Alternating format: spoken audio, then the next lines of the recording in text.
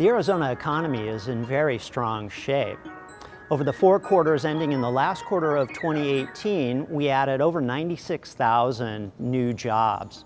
That translates into 3.4% job growth, which was double the national rate. Now, the sectors that added the most jobs during that period were construction, professional and business services, healthcare, and leisure and hospitality. But what's really new over the past year has been a big acceleration in construction job growth.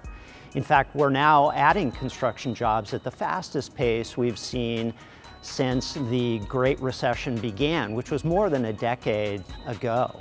Part of what's driving this acceleration in construction job growth is increased residential activity. In fact, housing permits in Arizona through the first 11 months of 2018 were up 5.3% over the same period of 2017. Overall, most of the job growth over the past year has been in the Phoenix metro area, but Tucson has been adding jobs at a really solid clip as well. So growth has been a bit diversified across the state. Overall, job growth has contributed to income and wage gains as we've seen the state's unemployment rate gradually come down. And we've also seen a contribution to wage and income growth from the increases in the state's minimum wage.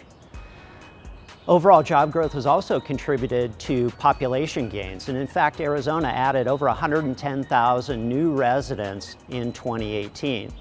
That translates into about 1.6% population growth, which was more than double the national rate of growth. Arizona's population gain was driven last year primarily by net migration as the state attracts more residents than it loses to other states. But we also got a positive contribution from natural increase because the state had more births than deaths. Overall, the outlook for the next couple of years for Arizona, I think, is positive, but I also think we'll see somewhat slower growth in coming years than we saw in 2018. The forecast calls for job growth statewide this year to be 2.6% compared to 3.2% last year. I think we'll see even a little bit slower growth in 2020. Overall, Phoenix and Tucson are well positioned to continue growing as well. Now, our job growth over the next couple of years will contribute to a lower unemployment rate. I think our state unemployment rate will come down from 4.7% last year to 3.9% by 2020. That will contribute to wage gains as employers compete for labor, and the increases in the state's minimum wage that are still to come will contribute to increased wages over the next couple of years as well.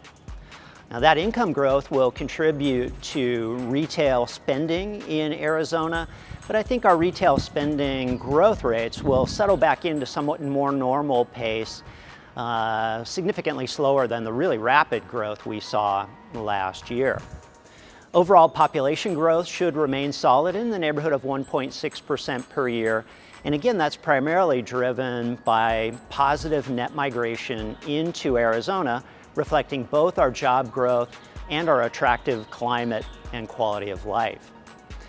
Overall, Arizona is well positioned to continue growing in 2019. I think the risks of recession are low this year, but 2020 is a bit of a different story. With slowing national growth, we'll see slower growth in Arizona as well, and that will raise those recession risks a bit.